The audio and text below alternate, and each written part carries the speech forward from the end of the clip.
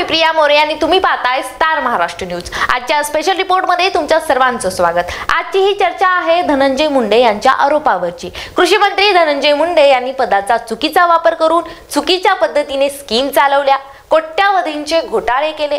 सरकारी अधिकाऱ्यांनी ऑब्जेक्शन घेतलं तरी सुद्धा योजनेला परवानगी देऊन शेतकऱ्यांसाठीच्या या स्कीम चुकीच्या पद्धतीने राबवल्या।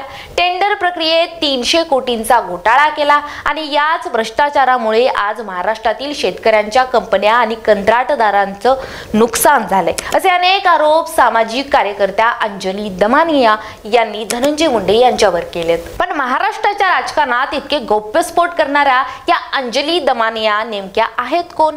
सुरेश दसानी देशमुख हत्या प्रकरणावर धनंजय मुंडेवर केलेल्या आरोपानंतर आता कृषी खात्यातील घोटाळे उघड करण्याचा प्रयत्न दमानिया करत आहेत। पण हे सर्व घोटाळे जर खरे असतील तर उपमुख्यमंत्री अजित पवार आणि मुख्यमंत्री देवेंद्र फडणवीस धनंजय मुंडे यांचा राजीनामा घेतील का, असा प्रश्न उपस्थित केला जातोय। मुंडेंची कोंडी करण्याच्या तयारीत असलेल्या दमानियांनी प्रेस कॉन्फरन्स घेत कोणकोणते गौप्यस्फोट केले जाणून घेऊया स्टार महाराष्ट्राच्या या स्पेशल रिपोर्ट मध्ये। सर्वात आधी पाहूयात ते आरोप कोणते आहेत ज्याच्यामुळे मुंडेंच्या राजीनाम्याची मागणी केली जाते। प्रशासकीय आणि राजकीय स्तरावरील होणारा भ्रष्टाचार रोखून शेतकऱ्यांना योजनांचा फायदा होण्यासाठी 19 एप्रिल 2017 ला डीबीटीचा पहिला जीआर काढण्यात आला। त्या जीआर नुसार शेतकऱ्यांच्या बँक खात्यावरून थेट पैसे ट्रान्सफर करण्याचा आदेश काढला होता। त्यानंतर 12 एप्रिल 2018 ला दुसऱ्या जीआर मध्ये डीबीटीसाठी 62 वस्तूंची यादी तयार करण्यात आली। या वस्तू वाढवण्याचा मुख्यमंत्र्यांनाही अधिकार नाही। मुख्यमंत्री त्या वस्तूची यादी वाढवू शकतात, मात्र कमी करण्याचा अधिकार हा समितीला देण्यात आला।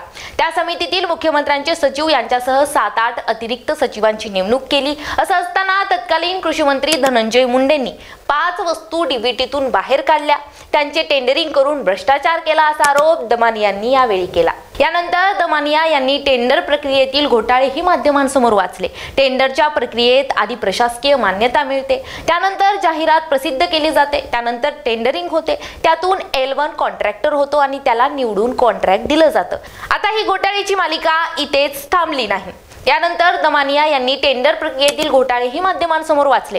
टेंडरच्या प्रक्रियेत आधी प्रशासकीय मान्यता मिळते, त्यानंतर जाहिराती प्रसिद्ध केली जाते, त्यानंतर टेंडरिंग होते, त्यातून एक L1 कॉन्ट्रॅक्टर होतो आणि त्याला निवडून कॉन्ट्रॅक्ट दिलं जातं।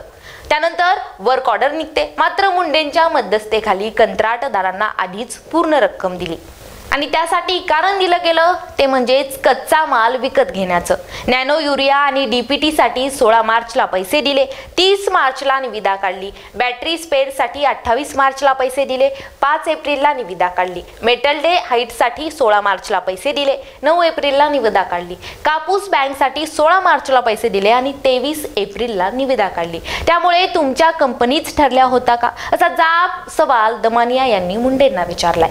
मुख्य म्हणजेच आतापर्यंत दस आणि दमानिया आणि इतरांकडून होणाऱ्या आरोपावर कोणतीच ठोस ऍक्शन घेतली जात नसताना आता या आरोपावर अजित पवार ऍक्शन मोड मध्ये आलेत। आता दसांनी केलेल्या आरोपांची चौकशी करण्यासाठी अजित पवारांनी प्रशासकीय अधिकाऱ्यांची त्रिसदस्यीय समितीच नेमली आहे। त्यामुळे गेल्या काही दिवसांपासून धनंजय मुंडेंवर सरकारची मेहर नजर आहे, अशा आरोपांना आता छेद मिळत असल्याचं बोललं जात आहे। यामुळे धनंजय मुंडे आता अडचणीत येणार का, अशाही चर्चा आहेत।